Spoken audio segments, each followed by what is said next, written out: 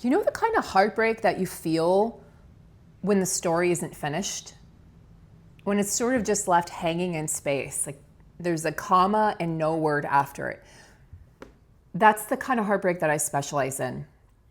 Hi, my name is Sarah, and I create videos on attachment theory and specifically on those who are recovering from heartbreak or breakup with a dismissive avoidant, or even maybe moving through a divorce. I myself have moved through a divorce and am on the other side with a dismissive avoidant partner. In today's video, I want to discuss specifically the avoidant wall. I've created that term. I don't know if anybody else has, but I call it the avoidant wall because it actually feels like there's a wall that this person puts up. That wall can feel energetic, it can feel physical, emotional, mental, even spiritual. And what it does is it creates resistance. When you try to go up against this wall, you are met with some sort of resistance, like a force field. It's like a force field around the dismissive avoidant partner. Whether it's a male or a female, it doesn't seem to matter. Now, I do notice distinctions between the male and female dismissive avoidant partner. But when we're talking about this wall, it sort of just has nothing to do with gender. And so let's talk about this. If you're with a person, a partner who doesn't even understand that they're putting up this wall, right? They have no concept that they're unavailable, right? They actually probably think that they've done their work. They may even tell you in the beginning, I've done my work, I've been through divorce, I've been through heartbreak, and I've done a lot of healing. I've quit drinking, I've quit this habit and that habit. But it doesn't necessarily mean that they've even gotten remotely close to touching on what caused them to become avoidant in the first place. Because chances are a dismissive avoidant partner doesn't even realize that they're avoidant in the first place. So therefore, they may have done some superficial work or work on the surface, as I call it. They may have even worked with a talk therapist. They may have talked through their emotions. But the reason that the work I do hits deeper with clients is because I use hypnosis. It's a time-tested technique, and it's amazing at helping people recover from heartbreak, helping people get out of stuckness or rumination or sleepless nights, or having to walk away from someone you love without actually any clarity or answers, being ghosted, right? Having to walk away from maybe somebody that you considered the love of your life. Talk therapy is amazing, and it can be amazing with the right talk therapist, but it tends to only get us to a certain point. And most of my clients come to me and they're really stuck in their heads. They're like, I just can't get my heart to understand what my head understands.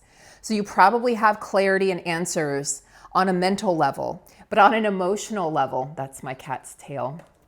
On an emotional level, on a deeper level, on a heart level, you just don't understand. You may have tried your hardest to penetrate this wall. And I recall saying, as I left my dismissive avoidant husband, ex-husband now, I recall saying in tears, I just wanted to get through to you. And what was really fascinating about this is they also feel like they can't get through to you.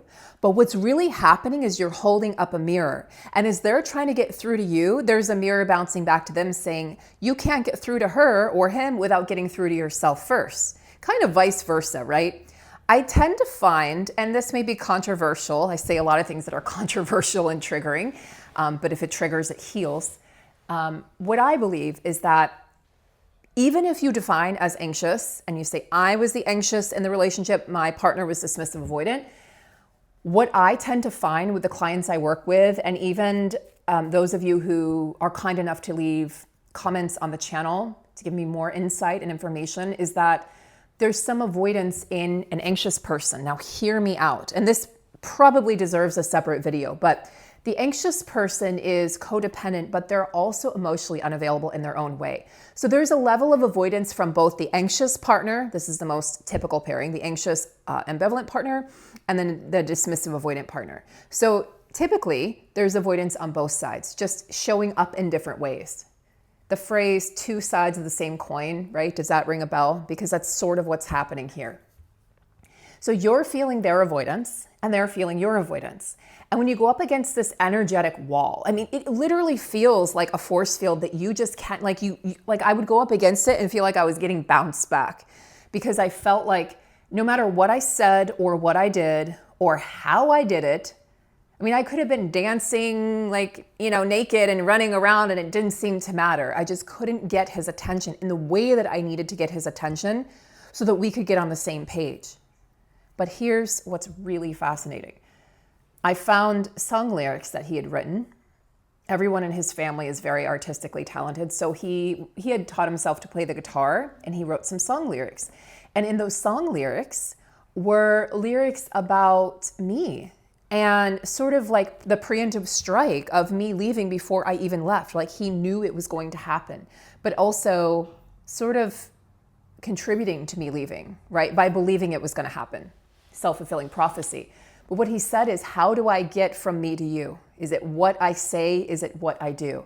So he was feeling the exact same way because my avoidance, now I'm a healing fearful avoidant, but my avoidance was showing up and was also probably feeling like a force field to him.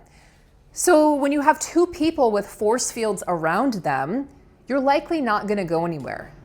That relationship can only go so far before you just hit a dead end.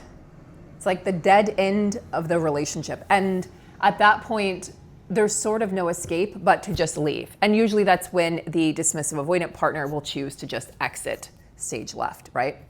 And as the dismissive avoidant partner exits, the anxious person tends to feel like they're being abandoned, so they tend to run after the avoidant.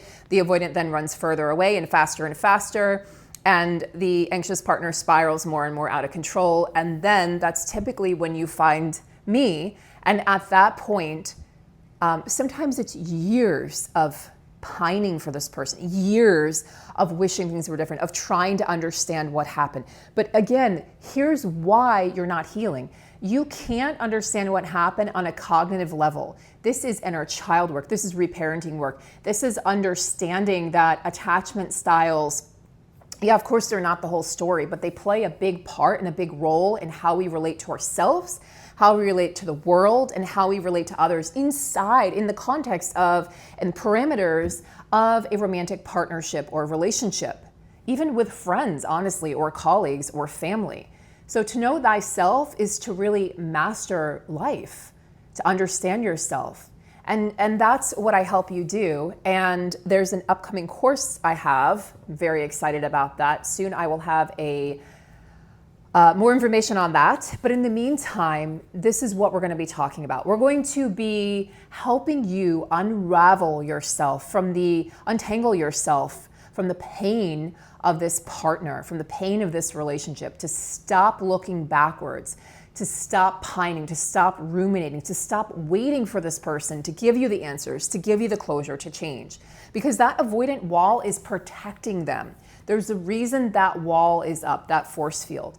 They created that wall inadvertently, unconsciously in childhood, because it was the only way that they knew how to create safety within themselves. So it's literally an internal wall. And so when you go and try to reach for them, right? In partnership, we're reaching. Can I reach for your heart? Can I reach for your soul? Right?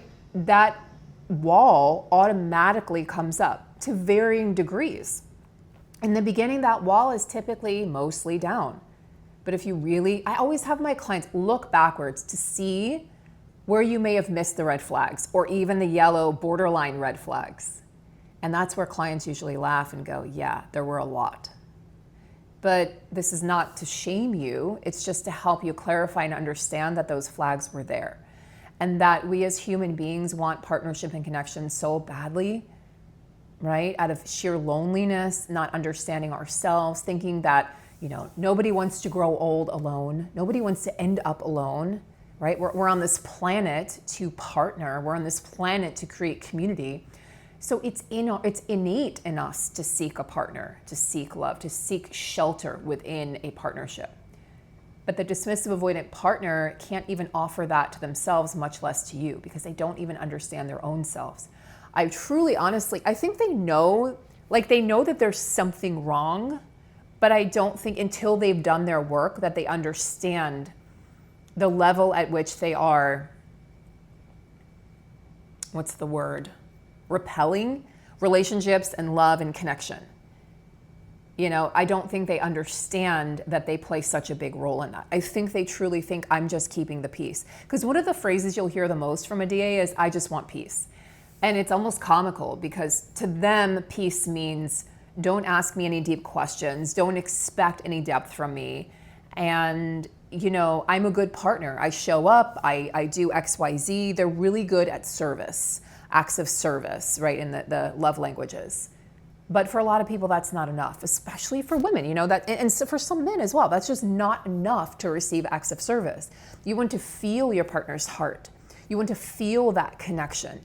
You want to know that if push comes to shove and it's the end of the world, that person's going to grab your hand and say, it's us against the world, right? Zombie apocalypse, what have you. Like, it's us. I've got you. You are safe.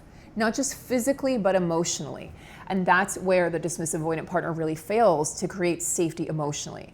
Oftentimes they create safety physically, safety financially, but not safety emotionally or intimately. And so I just wanted to talk about this today because I felt like it kept on coming up for me, so much so that I created a note about it on my phone to say, do a video on this. Because of my personal experience with it and because so many clients have mentioned it. And then when I give a name to what they're experiencing, it's like I watch them breathe a sigh of relief. Like, that's exactly what it felt like. That's exactly what it looked like, Sarah. So this is a lived experience for me.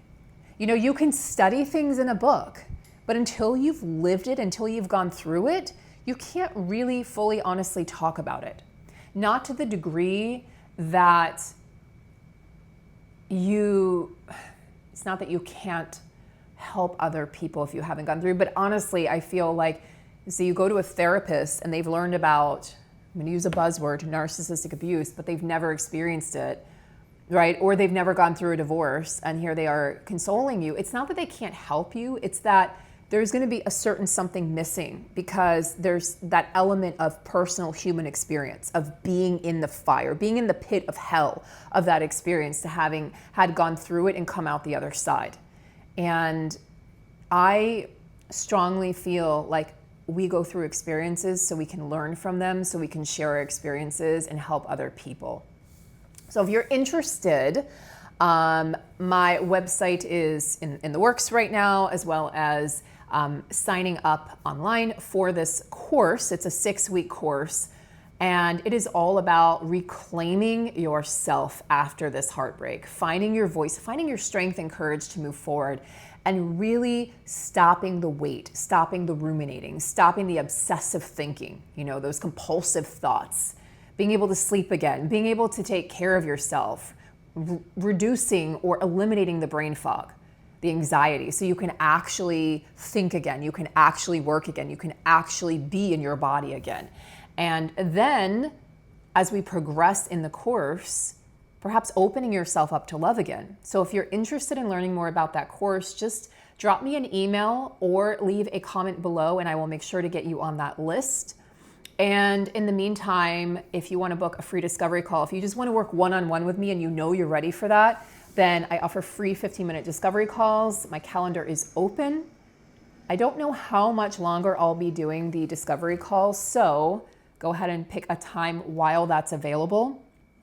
And if you just want to share your story, share below. We have an amazing community here, and I will see you guys in the next video.